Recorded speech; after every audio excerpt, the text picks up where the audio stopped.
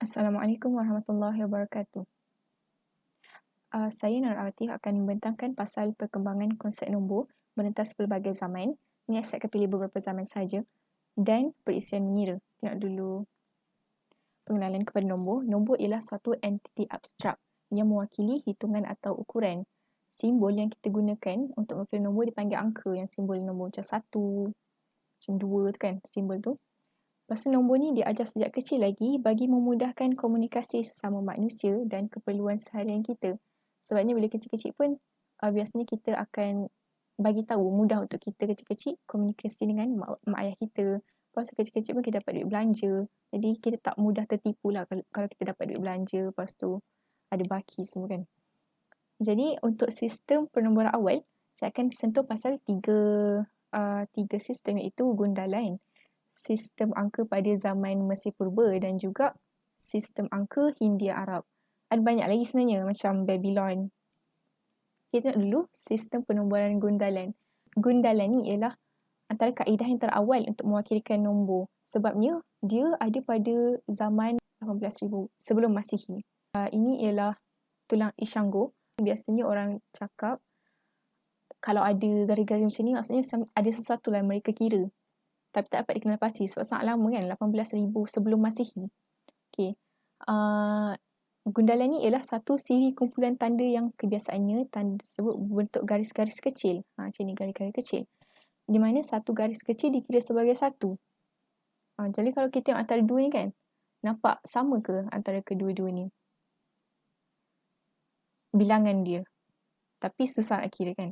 Jadi sebab itulah sekarang kita ada gundalan yang berasaskan 5. So, kalau kita kira macam ni susah nak kira sebab mata kita biasanya akan tangkap bilangan yang macam 4. Lepas tu sebab tu 5 tu dia buat macam palang kan.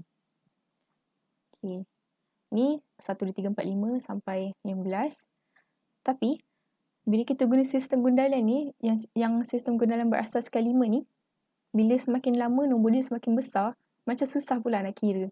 Sebabnya bila dah 15 ni banyak nak buat tanda-tanda panjang-panjang tu. Jadi sebab itulah dia terhasilnya sistem nombor yang berikutnya, iaitu sistem angka pada zaman Mesir Purba pada tahun 3000 sebelum Masihi.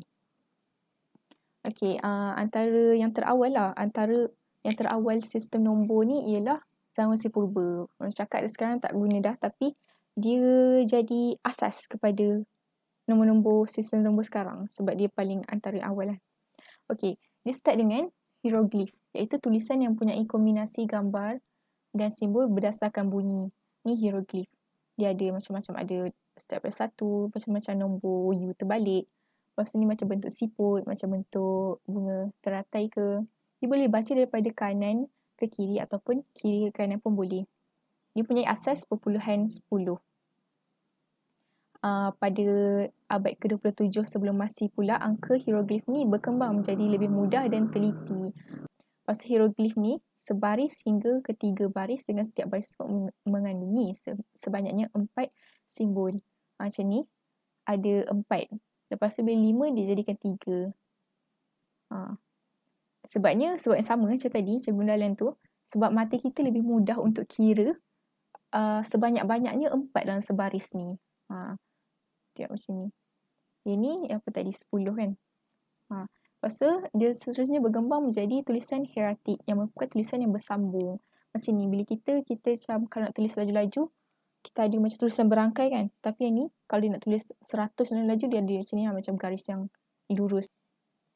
Okay, seterusnya. Angka Hindia Arab. Angka Hindia Arab ni, dia ada pada tahun 800 Masihi. Jadi waktu 800 Masihi ni banyaklah kebangkitan benda-benda kan. Sebab waktu tu pemerintahan Islam. Jadi banyak benda yang naik macam ni nombor, macam algebra pun sama. Dia naik waktu zaman Islam ni, iaitu biasanya zaman Abbasiyah.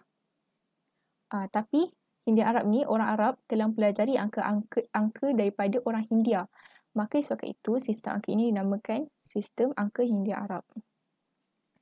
Angka Brahmi dikatakan pada awalnya terdiri daripada 9 nombor saja, tak termasuk sifar waktu ni, tak ada lagi kosong.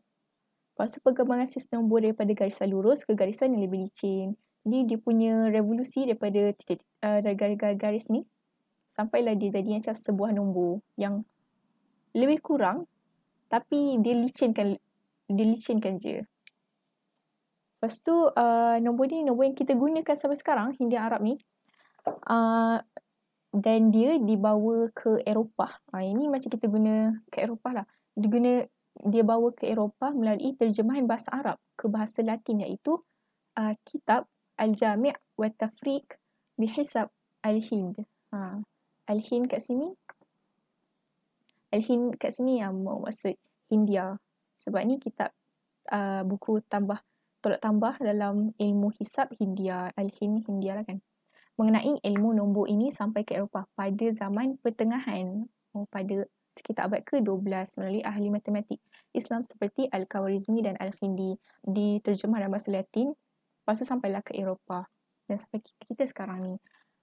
Okay, untuk sekarang ni ada beberapa lah nombor yang diambil daripada sistem Hindia Arab ni dan direvolusikan dengan cara sendiri kan. Antaranya ialah angka India. Angka India ni dengan aksara dari keluarga Asia Tenggara dan Brahmi di India. Angka Arab Timur pula di Mesir dan negara Timur Tengah sebagai abjad Arab. Abjad Arab ni yang kita biasa gunakan kalau orang Islam. Dalam Al-Quran ada banyak. Mula berkembang dari sebuah kawasan dalam negara Iraq. Terdapat variasi yang lebih kurang sama, iaitu Urdu dan Parsi. Urdu ni macam ni dan Parsi macam ni. Dekat bahagian sini dia agak lain sikit. Urdu ni ada guna kat Pakistan juga. Parsi ni macam Afghanistan pun ada guna macam tu. Tulisan Parsi. Lepas tu angka Arab Barat di Maghrib dan di Eropah menggunakan gabungan abjad Latin, abjad Syria dan abjad Yunani. Pada asalnya angka Arab Barat ini dibangunkan di Andalus dan Maghrib. Lepas tu perisian mengira yang tertua ialah tangan. Tangan punya 5 jari dengan ruas-ruas yang kecil. Tangan ni ada banyak lah dia dimulakan. Ada yang mulakan dengan jari telunjuk, ada yang dimulakan dengan jari kelingking, ada orang mulakan satu ni dengan jari ibu jari juga. Lepas tu kalau dia senang je lah nak kira, sebab kalau contohnya kita nak buat 2, kita cuma keluarkan 2 jari. Itu ialah kaedah pengiraan yang paling ringkas, mengaitkan nombor bulat dengan setiap jari. Lepas tu kini wujud pelbagai perisian seperti sempua ini, abacus ni, kalkulator dan perisian atas talian. Ini ialah macam apa yang kita gunakan dekat laptop ke software tu kan. Lepas tu kesimpulannya, kita dapat fahami dan hayati betapa besarnya sejarah yang berlaku untuk menghasilkan suatu sistem nombor yang sistematik pada masa kini. Jadi kita lebih memanai nombor yang kita gunakan tu. Kita macam tak take for granted bila kita gunakan nombor tu. Macam besar sebenarnya sejarah yang kita, susah sebenarnya nak dapatkan nombor ni, bukan senang lah kan. Lepas proses pengembangan ni ambil masa dengan jarak yang berdekat-dekat. Macam tadi kita nampak ada yang daripada sebelum Masihi kepada Masihi. Betapa panjangnya jarak-jarak tu nak ambil untuk dapatkan, untuk cipta sebuah nombor tu kan. Lepas sistem angka Hindia Arab yang kita gunakan sekarang boleh membentuk sebarang nombor dengan mudah dan ringkas. Okey, sekian.